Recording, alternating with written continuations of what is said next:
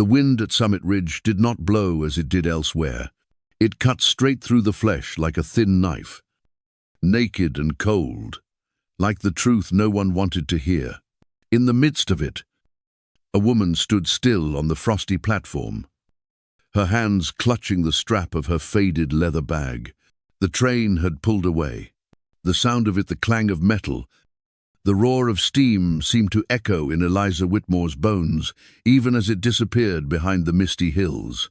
No one was waiting for her. No trace of the man with the crooked smile and the wide-brimmed hat that had been described in the letter. No carriage. No sign with her name on it. No voice calling. Just a cold platform. A man stacking coal.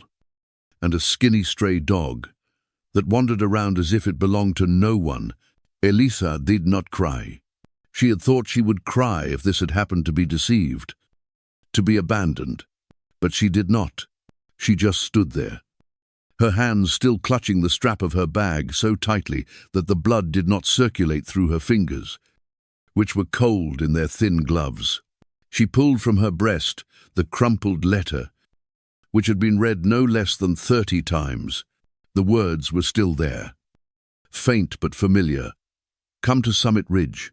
I have a house, a farm, and 7 children who need a mother. I will wait for you at the station. T.M.B. Missed 3 days. 3 days on the train from Boston, sleeping sitting up, eating stale breadcrumbs, selling her mother's only silver brooch to pay the porter, all to get here, where no one was welcoming. Eliza Whitmore? A childish voice called from the end of the platform. She turned. A boy stood there, shoeless, his coat torn, his hands clutching the broken wooden armrest of a chair. There was no curiosity in his eyes. There was something quiet, much older than his years. Yes, she answered. His son, he said firmly. Thomas Bellamy. I am Eli, the man he wrote to you for. As leader. No greeting, no smile, just a truth colder than the wind. He didn't come? She asked, her voice beginning to shake. He got married, Eli said, as if it had been said too many times. 2 weeks ago, a woman named Martha. She had land. You didn't. Eliza paused. The world had gone eerily quiet. The only sound was the soft patter of snow on the station roof. They said he was a fool to believe you would come. Eli continued. Then Martha came. Everything changed. But he still told us you might come. Maybe not. And the wind whipped through her, whipping her skirts around her ankles. She clutched the strap of her bag tighter to keep from shivering. Humiliation, hurt, and a little anger mingled in her blood like shards of ice on a frozen river. Where is he now? She asked. Up on the hill, 2 miles into the woods. Eli pointed toward the misty road that led up the mountain. You don't have to. I can tell him I'm here. Oh, no. Eliza's answer came from a place deeper than her throat, where the hurt could not be masked by polite words. I'll take you there. End of Eli nodded slowly, then stepped onto the icy dirt path. She followed. She said nothing. She asked nothing. Each step slid lightly on the ice, a heart trying not to break. They passed dry brambles, low pines, and a few birds so cold they couldn't even speak. When the house came into view, it was more like a wound than a home. The roof was slanted. Smoke curled from the crooked chimney. The windows were broken and covered with burlap. A door opened as they climbed the steps. Thomas Bellamy.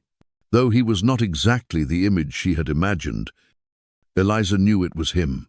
Taller than the letter said, with a thick beard and dark eyes that did not hide the embarrassment of seeing her. Eliza. She didn't answer. A different woman stepped out behind him. Beautiful. In a wild way.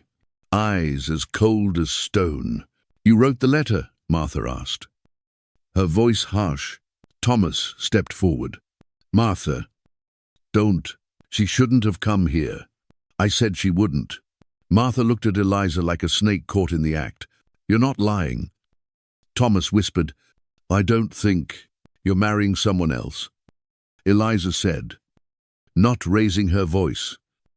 But each word fell like a stone. You have to go. Martha ground out. Before the children see you. Lan. They did. Eliza stood on the porch. Unafraid. I read your letter. I read it to them. And Eliza didn't cry, but her chest tightened. You don't belong here. Martha said. Eliza looked toward the woods. You didn't tell me.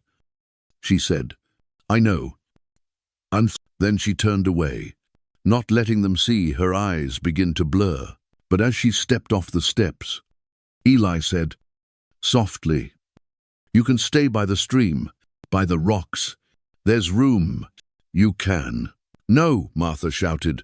Eliza looked Eli straight in the eyes. Just show me the way. End of Chul. The boy nodded. And in that moment, she knew she wasn't there for Thomas Bellamy. She was there for a boy with no shoes, but hope in his eyes. Eliza Whitmore pitched her tent in a low valley where the sun only filtered through the trees at noon, and the sound of the stream was like an ancient whisper. The pale grey canvas, old but sturdy, was stretched between two old pine trees. She tied the corners with coarse rope and packed rocks into the feet to keep out the wind. The night wind here was not like the wind in the city. It seeped through the gaps between clothes and hands, as if searching for unseen weaknesses. But Eliza was used to wind. She had lived all her life in colder winds, in colder rooms, where people spoke with polite refusals and dreams were wrapped in carefully sealed envelopes. She had not come here to start a life. She had come here to keep a promise, even though the person who had promised her had withdrawn it by silence. But Eliza could not withdraw her own trust. The first day in the woods passed with a pot of water boiled from the stream and a piece of hard bread. The second day, she used a rusty needle to sew the lining of her coat. On the third day, there was a noise outside the tent. Not a wild animal, not the wind, footsteps, soft as a breath, trampling on rotting leaves. Eliza pulled back the cloth, and there stood 3 children, Eli, and 2 girls, one with tangled hair, the other thin and with deep eyes. They said nothing for a long time. Neither did she. Finally, she asked, her voice low and soft as the wind. Do you need something? Eli shook his head. I just thought you might want to know.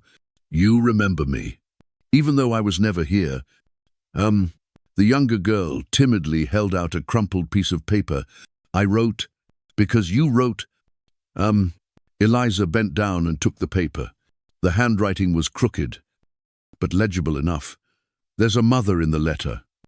We missed her before she came. Her throat tightened, but she didn't shed a tear. Instead, she lifted the tent flap and nodded. Come in. There's plenty of room here. End of sick. The children sat close together, shoulder to shoulder. Eliza lit a fire with dry twigs and gave each of them half a biscuit she'd hidden from the previous day. They ate it as if it were the most luxurious thing in the world. Then Eli asked, do you have letters? The ones he sent. Eliza opened the old cloth chest and took out a sheaf of papers tied together with yarn. Each letter was carefully folded. Some were worn at the edges. Some had water stains, tears, or just rain. She picked one out and read it aloud. Her voice didn't tremble. She didn't explain.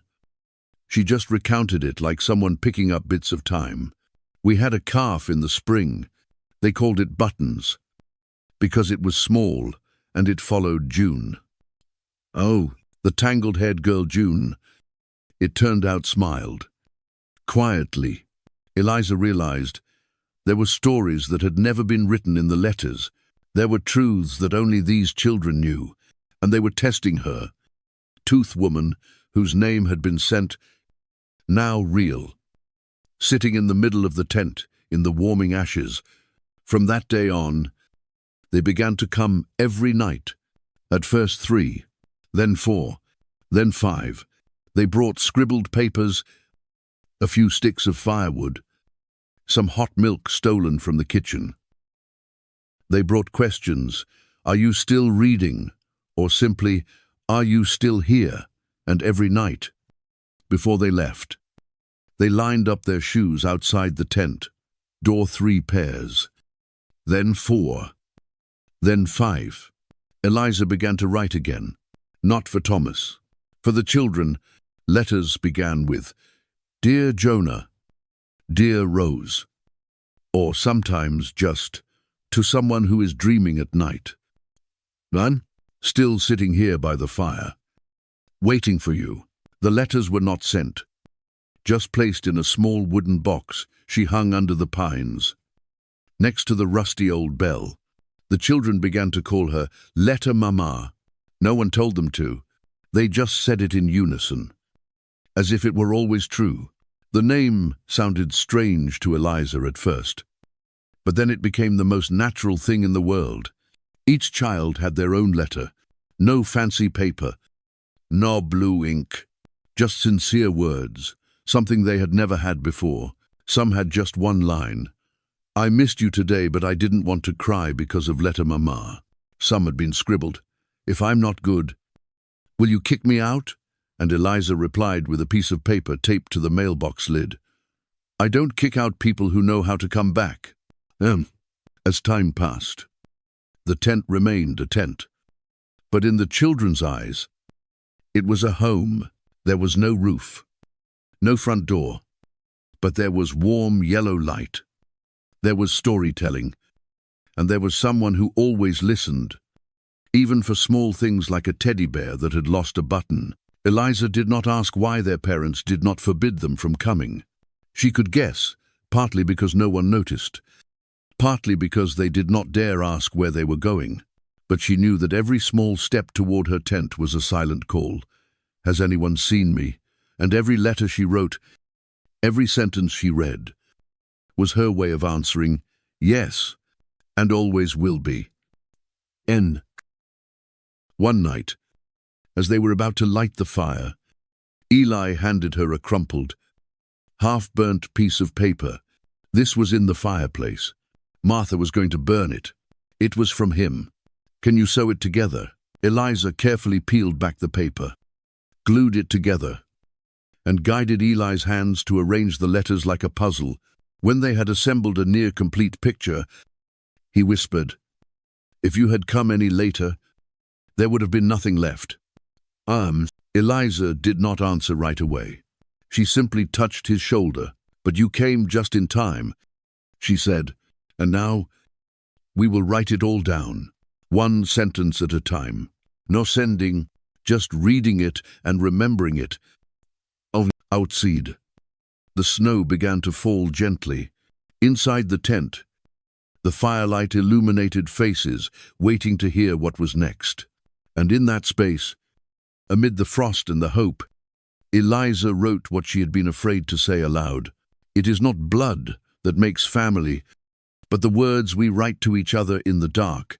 The night began like any other, with the wind whistling through the tent and the embers flickering in the camp stove. Eliza was sewing the hem of the blanket when Eli came barreling down the slope. Breathless, his face white with cold and fear, she didn't need to ask. Just one look in his eyes, and she knew something was wrong. She ran away. Eli said, his hands clutching the tent's edge as if the world was slipping away from his bare feet. "Rose," she hit her, "for hiding your bread." And Eliza didn't ask. She tossed the needle into the chest, pulled on her cloak, grabbed the oil lamp, and tied her half-dried boots. She went first, Eli behind, leading the way. Rose's footprints, small and messy, were still imprinted in the unfrozen snow. They led down to the stream, Then through the trees and the low ground, where the wind cut harder and the cold muffled all sound. No one spoke. The only sound in the air was the sound of gasping and the crunch of snow underfoot. When they found her, Rose was curled under a fallen tree, her thin dress clinging to her like ice. Her cheeks were purple, her lips trembled slightly, her eyes were closed. "Rose," Eliza whispered, so softly that she feared touching the fragile silence might shatter it into tragedy. She knelt, her hand tracing the vein in her slender wrist. Weak, but still, Eli took off his coat and draped it over her, while Eliza held her close to her chest, wrapping her in a woolen shawl. Even though her body was uncomfortably light, Eliza felt the weight of a life hanging between going and staying. "She's looking for you," Eli said, her voice breaking like glass. "She thinks if she makes it to the tent, if she makes it in time." Eliza didn't let herself think the if. She just shook her head, holding Rose tighter, and began to walk. Each step like stepping on thorns. The wind howled, the sky darkened, but she had only one goal in mind: to get to the tent before the little body in her arms stopped being warm. When they arrived, the tent was cold.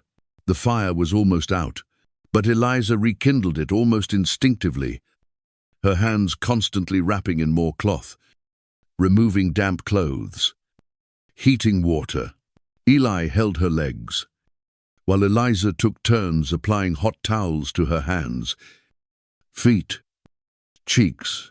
She had no idea how much time had passed. All she knew was that the world was filled with the sound of boiling water, the sound of wringing wet cloth, and the fragile heartbeat she tried to feel under the child's cold skin. Then suddenly, a sob, small, weak, but so real that Eliza cried without even realizing it. Rose's eyelids fluttered, then slowly opened, revealing two pupils like water droplets imprinted with fire. Eliza leaned down, put her lips to the little girl's ear, and whispered, not a magic word, but a truth she needed Rose to hear. "I'm here. I'm not going anywhere." Eliza did not sleep from that moment until morning. She sat beside Rose, her hand never leaving her small hand. The other children, Jonah, June, Ruth, came one by one, asking new questions, dopply both thens, just bringing more wood, blankets, and silence. Silence not of fear, but of gratitude, of understanding. Ruth sat beside Eliza, her eyes wide open, as if guarding something sacred. Jonah dozed in Eli's arms, and June sang softly, a nameless song, just a trembling hum, but enough to keep the doorless tent warm. When the sun rose, the snow was still falling sporadically, but thinner, and at the edge of the woods, the first to appear was Sheriff Dunn. He did not enter immediately. He just stood in the long shadow of the pine tree, looking inside the tent. He did not draw his gun, nor did he give any orders. He said only one sentence, not loud, not soft, "You're making a mess." Eliza stood up and stepped out of the tent, the sun beating down on her unwashed face. Mud and sweat stained her sleeves, but her eyes were as steady as pine. "She came running to me," Eliza said. "I didn't kidnap anyone." Her parents say otherwise," Dunn said, but there was no certainty in her voice. "They say you're poisoning the children with fairy tales and pity." Eliza didn't laugh, nor did she get angry. She simply asked, "Can you look them in the eyes and tell they're hurt?" Dunn didn't answer.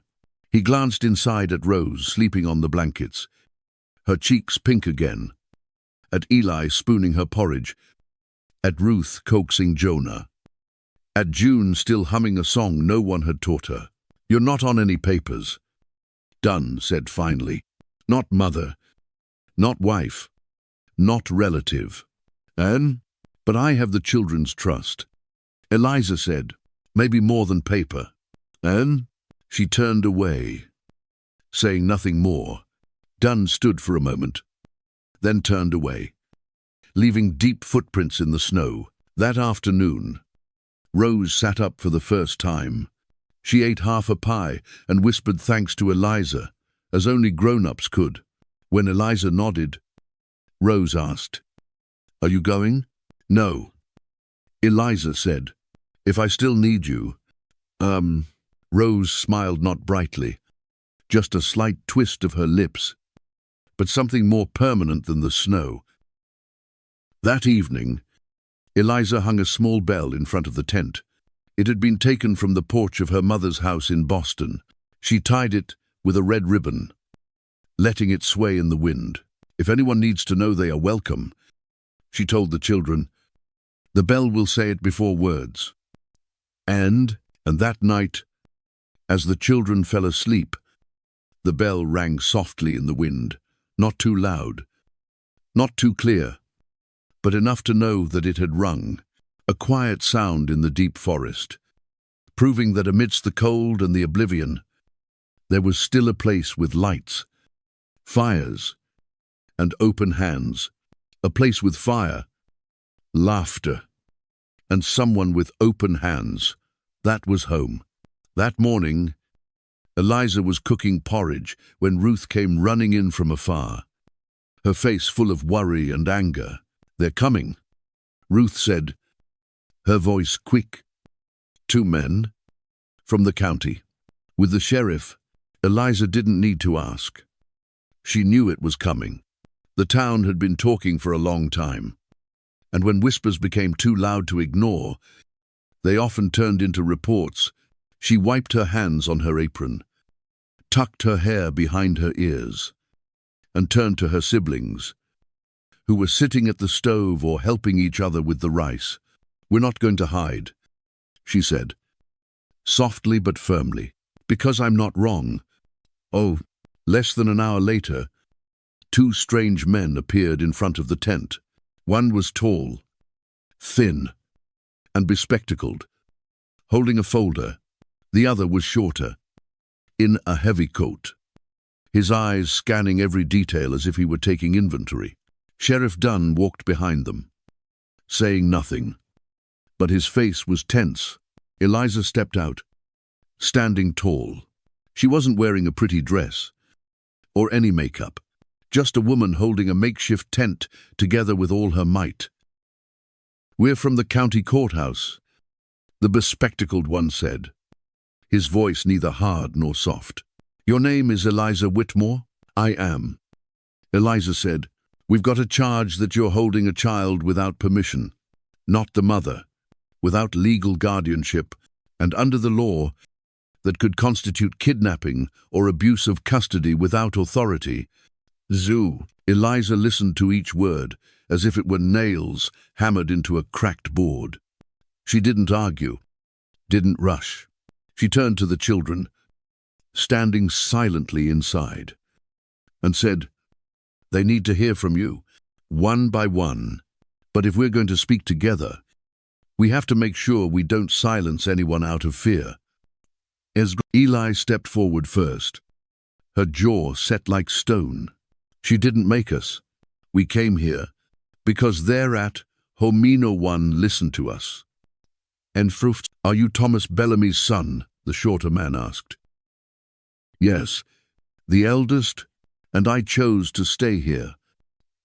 "Did she teach you?" the other interrupted. "She taught us everything we weren't taught before, that we mattered, that we had the right to dream, and to have our letters read to us every night." Ruth stepped forward. She didn't need to be invited.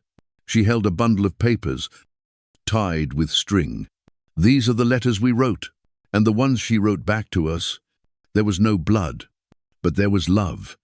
"Do you know the law?" the bespectacled man asked. A little quieter this time. "You know what it feels like to have someone believe in you. And if the law doesn't acknowledge that, then maybe the law is forgetting something important." June and Jonah appeared last. She took her brother's hand and placed a letter on the table where Eliza prepared breakfast. "Your letter," June said. "It's about feeling safe. Here." The cabin was silent. The two men flipped through the papers, looking at the crooked handwriting, the simple yet painfully honest sentences. Then one turned to Eliza. "Do you have any papers? A will, power of attorney?" Eliza opened the old trunk and pulled out a faded cloth notebook. It was the diary of Thomas Bellamythe man who had summoned her, then abandoned her. But in the last pages, in a tired, shaky handwriting, he had written, "If she comes, and I cannot wait, let her stay. Let her do what I cannot stay, though no one has forced her to." Lo! The tall man glanced over the passage, then back at the children. His gaze began to change from suspicion to consideration. But the other, stiffer, put his pen to the clipboard. "We need time to evaluate further. There is much to be determined, and, by regulation, you should be transferred to a temporary support center until a final decision is made." The air was as tense as a bowstring pulled tight. Eliza could hear her own heartbeat like a drumbeat calling for a decision. But before she could react, Ruth stepped forward, blocking the two strangers. "You forgot something," she said. "What?" they asked, almost in unison. "The letter," Ruth said. "The letter you need." "Oh." She pulled a crumpled envelope from her pocket, sealed with wax, and handed it to them. Inside was a letter Ruth had written and put in Eliza's mailbox 2 days ago, knowing that the town was in an uproar. In it, Ruth had written, "If anyone asks why I'm here, tell them, because someone looked at me as if I deserved to stay, because someone read my name as if it meant something, because I'm not writing this to ask permission, but to tell someone this is the house I chose." The shorter man held the letter in his hand for a long time. He said nothing. Then they stood up, nodding briefly. "We'll take it to the county, but we'll need to verify it." Sheriff Dunn sent them away. When he turned back, his eyes on Eliza were no longer skeptical, only awe. A little sad. "They can write the laws," he said, "but they can't rewrite the hearts of these children." Eliza watched the two men disappear into the snow. Her heart was not light, but steady. She knew the storm was not over, but she also knew that if she had to fight, she would not be alone. That night, she and the children lit a fire. No fairy tales, no songs, just sat close together, listening to the wind ringing, the silver bells hanging on the old pine tree. The bells were not loud, but enough to know home was still there, and everyone was holding on, with letters, with warmth, and with the law that no one could deny, that no one could make laws with the heart of a child. There was something different in the air that morning. Not wariness, not worry, but anticipation. As if the wind carried an unspoken message, Eliza was sweeping the yard, her broom made of dry pine branches tapping the ground. When Eli called out from the edge of the woods, "Someone's coming," his voice was not afraid, only curious. Eliza looked up and saw a man on horseback coming toward them, tall, with a dark coat and a soft hat that was tilted askew by the wind. He stopped on the porch, his feet touching the ground slowly, as if carrying a heavy decision. Eliza stepped out, standing tall. Not back, not forward. The man removed his hat, revealing grey hair and eyes that were strangely like Thomas's. "I'm Warren Bellamy," he said, his voice hoarse but not hard. "Thomas's brother." The children had gathered behind Eliza, as silent as candles waiting to be lit. Eliza did not take her eyes off the man before her. The wind blew the hem of her dress, but her gaze was as steady as a pillar. "Thomas sent me a letter before he died. Warren continued. It wasn't much, but he told me about you, about the children, and how he hoped you would come, even though he couldn't wait. Eliza said nothing. She just nodded, as if to confirm that it was all true. Warren opened the leather pouch on his horse's side and pulled out an old notebook, its cover crumpled in cloth, identical to the diary Eliza had kept. Here's a copy he sent me, Warren said, turning to the last page and handing it to her. Eliza took it, skimming the familiar words. But this time Thomas's voice rang louder than ever in her head. If I'm gone when you come, let her stay. If the children do, she's theirs. And if anyone asks, say I chose you not on paper, but in faith. And Warren looked up, his eyes meeting Eliza's, and I thought I could help turn that trust into something tangible. He held out a small key. Shiny though old. Old house? There's a safe under the floor. Thomas left papers in it. Signed, intending to transfer ownership. Then Eliza took the key like one who embraces the future without fear, without haste, just gently placed in her hand as if it had been long awaited. The next day, she went with Eli and Ruth to the old house on the hill where she had stood that first day. Rejected, dismissed.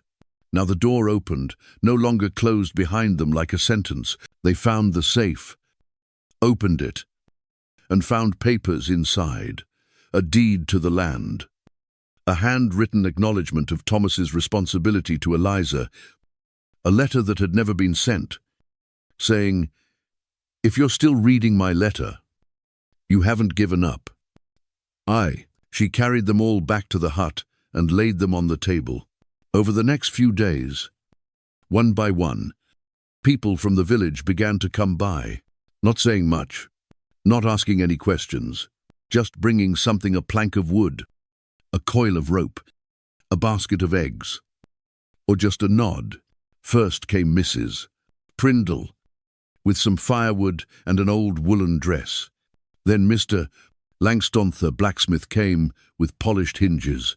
"I think you need real doors," he said. No one said they believed. They just acted like they did. The hut grew. Ruth and Hannah added a windbreak. Warren helped build the posts and repair the roof. June brought lime to the east wall, where the sun shone every morning. One day, Eliza woke up to find a small wooden sign hanging from a rope on the front door. Written in chalk on it, "Letter House." Then the name stuck. No one needed to explain. Anyone who came would understand. This was a place where letters were written not to be sent, but to be kept, a place whose name did not come from a map, but from a sentiment on the porch. Each pair of small shoes began to be neatly arranged every night. No one had to remind them. Jonah's was always in the middle. Rose had purple laces. Some nights, there was an extra pair of shoes. No one asked whose.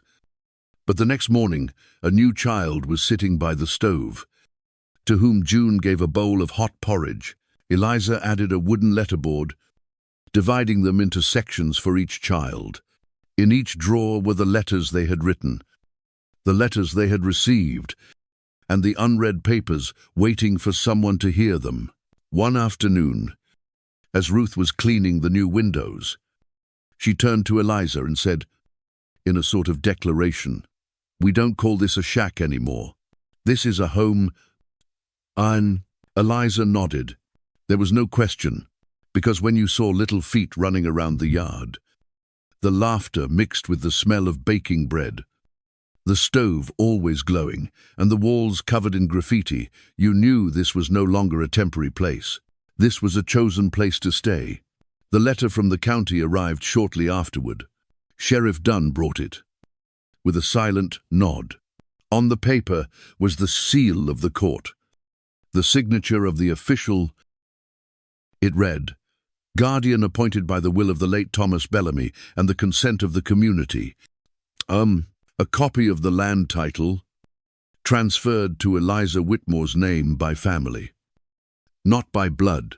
No.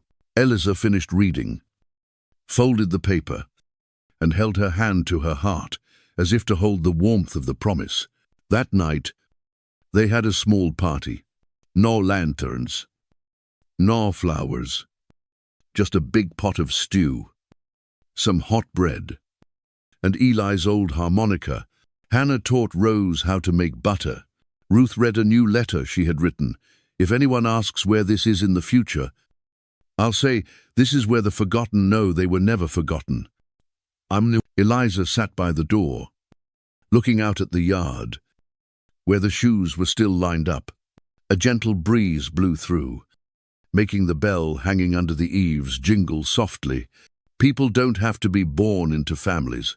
They can choose to belong, and when they choose, when they stay, when they put their shoes on the door every night, that's home.